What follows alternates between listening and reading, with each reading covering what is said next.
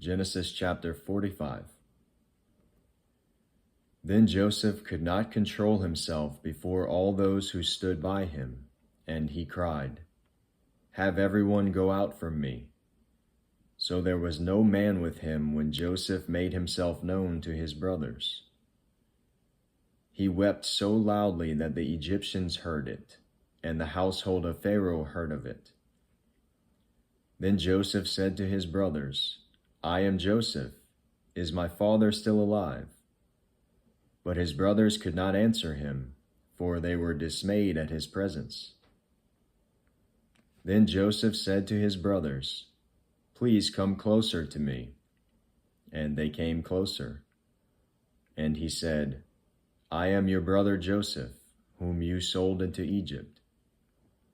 Now do not be grieved or angry with yourselves, because you sold me here, for God sent me before you to preserve life. For the famine has been in the land these 2 years, and there are still 5 years in which there will be neither plowing nor harvesting. God sent me before you to preserve for you a remnant in the earth, and to keep you alive by a great deliverance.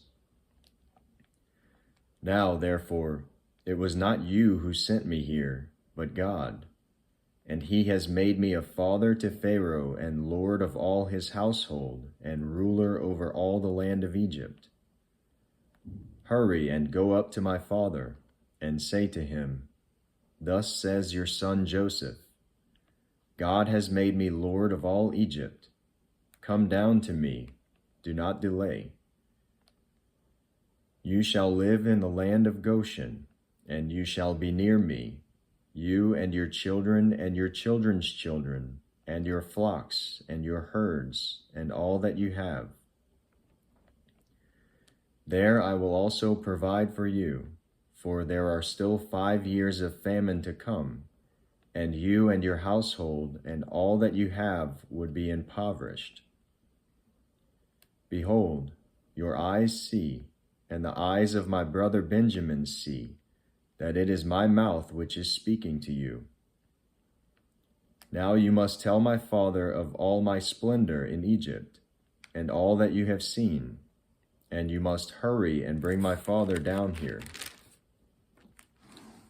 Then he fell on his brother Benjamin's neck and wept, and Benjamin wept on his neck. He kissed all his brothers and wept on them, and afterward his brothers talked with him. Now when the news was heard in Pharaoh's house that Joseph's brothers had come, it pleased Pharaoh and his servants.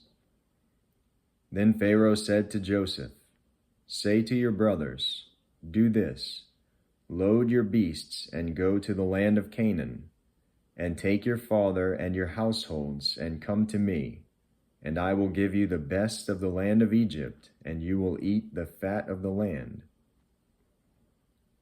Now you are ordered, do this, take wagons from the land of Egypt for your little ones and for your wives, and bring your father and come. Do not concern yourselves with your goods, for the best of all the land of Egypt is yours." Then the sons of Israel did so, and Joseph gave them wagons according to the command of Pharaoh, and gave them provisions for the journey. To each of them he gave changes of garments, but to Benjamin he gave 300 pieces of silver and 5 changes of garments. To his father he sent as follows: 10 donkeys loaded with the best things of Egypt, and 10 female donkeys loaded with grain and bread and sustenance for his father on the journey. So he sent his brothers away, and as they departed, he said to them, "Do not quarrel on the journey."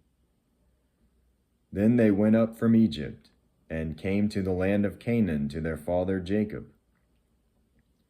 They told him, saying, "Joseph is still alive, and indeed he is ruler over all the land of Egypt."